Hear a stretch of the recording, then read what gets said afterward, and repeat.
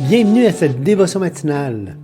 Alors que nous plongeons dans la richesse de la parole de Dieu, nous vous invitons à considérer de soutenir cette émission. Votre générosité est essentielle pour nous aider à développer différentes ressources de formation pour apprendre et grandir comme disciples de Jésus. Merci d'être une bénédiction pour ce ministère. Que Dieu vous garde. Bon matin tout le monde, bienvenue à cette nouvelle dévotion matinale. Aujourd'hui, on est encore dans la magnifique épître de 2 Timothée. Et Patrice, est-ce que tu peux arrêter de jouer avec tes souliers? Ça m'énerve. 2:10, à partir du verset 11, je pense. Excusez, une petite bulle ici. Donc, Cette parole est certaine. Si nous sommes morts avec lui, nous vivrons aussi avec lui. Si nous persévérons, nous régnerons aussi avec lui. Si nous le renions, lui aussi nous reniera. Si nous sommes infidèles, il demeure fidèle, car il ne peut se renier lui-même. Rappelle ces choses en conjurant devant Dieu qu'on évite les disputes de mots qui ne servent qu'à la ruine de ceux qui écoutent.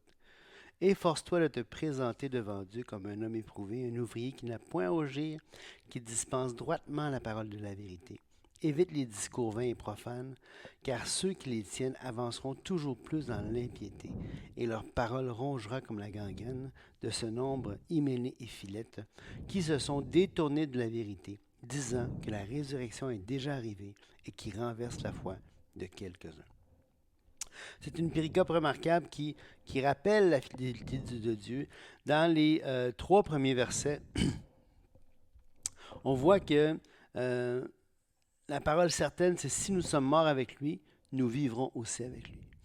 Et ça, c'est intéressant parce que c'est un thème qui est récurrent, qui revient souvent dans les épîtres de Paul, le fait que quand on accepte Jésus-Christ comme notre sauveur personnel, ni plus ni moins, on meurt avec Jésus-Christ, on est enseveli avec lui et on ressuscite avec lui. Paul décrit la situation dans Romains chapitre 6, je vous invite à aller le lire. Et donc, c'est vraiment, on est crucifié avec lui, on est enseveli avec lui et on est ressuscité avec lui. Et ça, ce processus spirituel-là, qui est une réalité spirituelle, elle est typifiée, elle est symbolisée par les eaux du baptême. Alors, lorsque tu places la confiance en Jésus-Christ seul pour la vie éternelle, il y a tout ce processus-là qui est symbolisé justement par le baptême, où est-ce que l'immersion, hein, tu es à l'extérieur de l'eau, tu rentres dans l'eau et tu ressors de l'eau.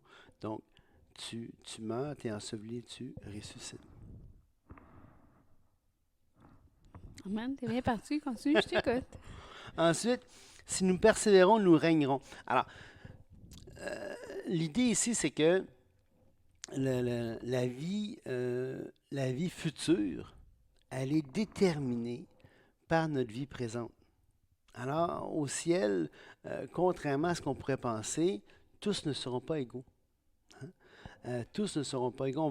On va tous avoir cette béatitude, cette joie éternelle, ce bonheur, mais il va quand même avoir des distinctions. Et parmi les conditions à ces distinctions-là, il y a l'idée de persévérer. Si on persévère, on va régner. OK? Donc, si nous persévérons, nous régnerons aussi avec lui. Si nous le renions, lui aussi nous reniera. Alors là, l'idée ici, ce n'est pas une question de perdre du salut, c'est une question de comment est-ce qu'on va se sentir devant lui. Hein?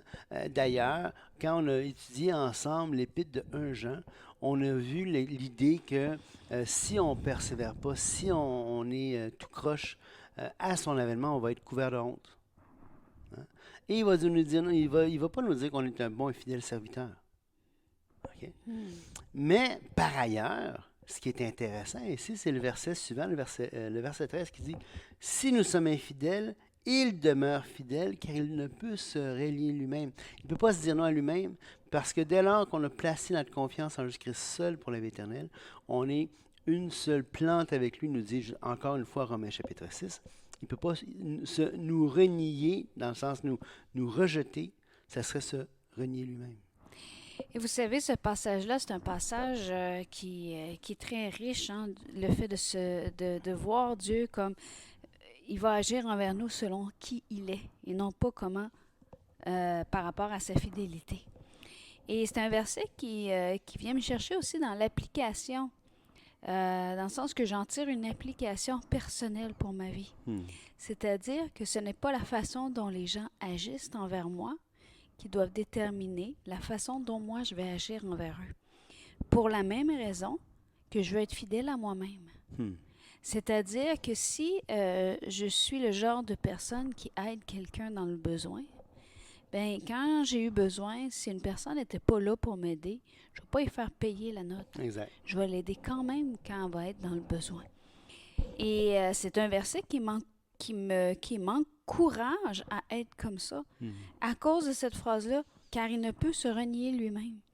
Donc, encore une fois là, je tiens à le dire, j'en fais une application. C'est pas ce que le texte Non, veut c'est ça. dire. Mais c'est correct. Oui. Mais j'en tire quelque chose qui m'encourage à dire non, sois fidèle avec toi-même, sois le genre de personne que tu veux être. Et que cela ne dépende pas de comment les autres agissent envers toi. Et c'est là c'est ça être un adulte, entre guillemets. Dans le sens que. En guillemets.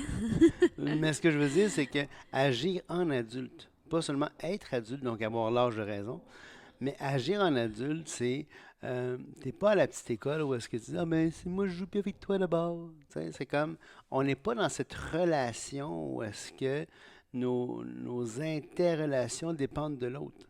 On est mature, on est des adultes, on est capable de prendre nos propres décisions, on est capable d'agir en toute connaissance de cause, et puis on agit indépendamment autant que possible, de manière autonome des autres. Et ça continue en disant ici au verset 14, « Rappelle ces choses en conjurant devant Dieu qu'on évite les disputes de mots qui ne servent qu'à la ruine de ceux qui écoutent. » Donc ici, il y a vraiment comment je peux dire ça, en conjurant. C'est vraiment intense là, de dire, écoute, on va rappeler les vraies choses. Cette parole qui est certaine. Si on est mort avec lui, on va vivre aussi avec lui. On va rappeler ces choses.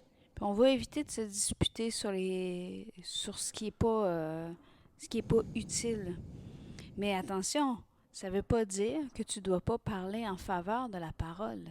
C'est ça. C'est vraiment important de lire ces deux versets-là côte à côte.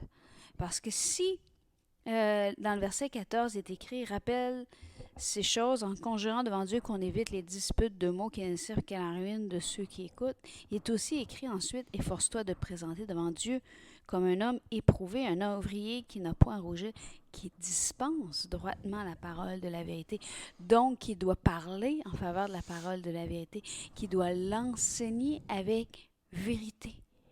Et j'aime l'expression « dispenser ». Oui. C'est un des versets. Pendant longtemps, dans plusieurs années, j'enseignais le cours d'herméneutique. L'herméneutique qui est l'art et la science d'interpréter les Écritures, de bien comprendre les Écritures. Et quand on interprète l'Écriture, il faut essayer de faire l'exégèse du texte. Ça veut dire quoi? Ça veut dire qu'on cherche à retirer le sens du texte et non pas à lui imposer un sens. Et pour ce faire, l'un de mes versets fétiches, si on peut dire, c'était celui-ci. C'était 2 Timothée 2,15, parce que le texte dit « Efforce-toi de te présenter devant Dieu ». Donc, il y a un effort à produire. Hein? Efforce-toi. Et le mot ici, c'est spoudazo. On l'a vu souvent dans les dévotions matinales, le mot spoudazo, ça veut dire agir avec empressement, se dépêcher, être go, être willing, vouloir le faire, tu sais. Et ensuite, efforce-toi de te présenter. Et le mot ici, présenter, c'est le mot paristémie. Ça veut dire d'agir, parce qu'on va agir, on va se présenter devant Dieu. Hein? Il va nous dire, on l'a vu tout à l'heure, on l'a vu dans Jean, on l'a vu, où est-ce qu'on va comparaître devant l'Éternel. Donc, efforce-toi de te présenter devant Dieu comme un homme éprouvé. Et qui dispense, et le mot éprouvé, c'est dokimos, qui est acceptable, qui est approuvé de Dieu. Un ouvrier, ergates, ça veut dire un laboureur, quelqu'un qui travaille fort, et là, qui n'a pas à rougir. Rappelez-vous le texte qu'on a mentionné tantôt, de comparaître, on va rougir, on va être confus, on va avoir honte devant lui à son événement, mais qui dispense. Et le mot ici, c'est ça le mot, la beauté du mot. c'est le mot orthotoméo. Orthotoméo, ortho, on voit dans le mot orthographe, orthodontie, orthogonale, ok, orthèse, quelque chose qui rend droit. Hein. Ortho, c'est droit. Et toméo, on le voit dans les mots mastectomie, vasectomie, appendicectomie. Tomie, ça veut dire couper. Hein. Et donc, couper droitement. Alors, l'expression était parfois utilisée pour désigner une dissection, une opération. Les lignes qu'un chirurgien ferait droitement. Je me souviens quand j'étais à la petite école, puis qu'on devait disséquer une grenouille, ou quand on donne les exercices de dissection au travail. J'espère que c'est pas à la petite école que tu as fait ça, plus au secondaire. Au secondaire, oui.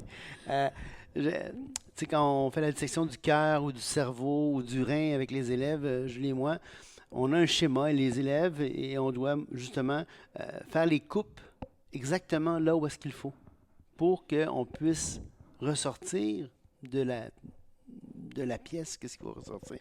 Mais ici, c'est orthotoméo. Alors, on doit s'efforcer de disséquer droitement la parole de Dieu, de faire les traces claires, nettes, précises pour retirer ce que le texte veut dire et non pas lui imposer un sens. Excuse-moi, je t'ai parti. Mais non, c'est correct. Et je peux pas faire... comme quand on a lu le passage dans 1 Timothée 4, on est allé lire ce passage-là, je peux pas faire non plus passer outre le chemin inverse. On se rappelle que dans 1 Timothée 4, un passage qu'on aime toutes les deux énormément, ça a commencé avec la même idée. Hein? C'est là une parole certaine et entièrement digne d'être reçue. Donc, Paul rappelle à Timothée, c'est une parole certaine, entièrement digne d'être reçue. Il va lui dire, déclare ces choses, enseigne-les. Il va continuer en disant que personne ne méprise ta jeunesse, mais sois un modèle.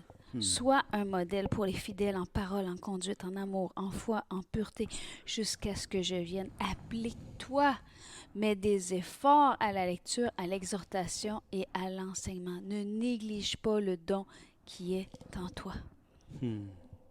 Exactement. C'est tellement... Ça fait tellement partie de la marche chrétienne, ça, tout ça. Il faut s'efforcer, mettre un effort pour... Et on voit qu'on voit après que Paul va quand même prendre le temps en disant à Timothée, fais attention, hein, je te l'ai déjà dit, je te le redis, ça c'est moi qui le rajoute, évite les discours vains et profanes, car ceux qui les tiennent avanceront toujours plus dans l'impiété.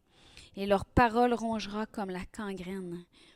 De ce nombre sont Hyménée et Philette qui se sont détournés de la vérité, disant que la résurrection est déjà arrivée et qui renverse la foi de quelques-uns. Donc, il fait comme une petite parenthèse en disant, fais attention, là, évite ces discours-là. Parce qu'à un moment donné, puis ceux qui les tiennent, là, c'est comme la gangrène. La gangrène, vous savez, c'est quoi? C'est un mal qui se répand. Okay? Ça commence avec un petit point noir, si on veut, puis ça va se répandre à tel point que pour pouvoir soigner le membre blessé, atteint par la gangrène, il va falloir le couper pour que la gangrène ne se répande pas partout. Donc, c'est puissant comme image ici en disant, là, leur parole rongera comme la gangrène. Il faut à un moment donné que tu coupes complètement et que tu te détaches de cette infection-là. Et c'est important de comprendre ici, là, et avec l'exemple que Paul va donner, quand Paul ici dit les discours vains et profanes, évite les discours vains et profanes, ce qu'il a de dire, c'est évite ce qui est contraire à la piété, ce qui est contraire aux bonnes mœurs, ce qui est contraire, parce que vain, ça veut dire quelque chose qui est infructueux, qui ne sert à rien. Puis 2, profane, c'est quelque chose qui souille. Hein? Donc, il n'est pas en train de dire, évite de parler de théologie, exemple. Exemple, c'est ça. Il n'est pas en train non plus d'essayer de dire, de discuter ou de même d'essayer de convaincre, de réfléchir. Il n'est pas en train de dire ça du tout. Puisqu'on voit Paul essayer de convaincre bien du monde dans les Écritures. Dans les actes, on le voit plein d'endroits. Donc, c'est pas du tout ce qu'il est en train de dire. Au contraire, l'exemple qu'il donne, c'est Hyménée et Philette qui se sont détournés de la vérité. Donc, déjà, on voit que leur discours à eux n'était pas conforme à la vérité. Disant que la résurrection des morts est déjà arrivée et qui renverse la foi de quelques-uns. Alors, leur discussion était contre-productive. Et d'ailleurs, excuse-moi, Vas-y, c'est correct. vas-y. Timothée, Paul avait déjà dit à Timothée à la fin du chapitre 6 de sa première lettre, ben, dans le fond, à la fin de sa lettre, ô Timothée, garde le dépôt en évitant les discours vains et profanes et les disputes de la fausse science. Encore là, il a même été, il réutilise les mêmes mots, les discours vains et profanes, et les disputes de la fausse science dont font profession quelques-uns qui se sont ainsi détournés de la foi. Donc, il voit vraiment, là, évite ce qui peut te détourner de la foi.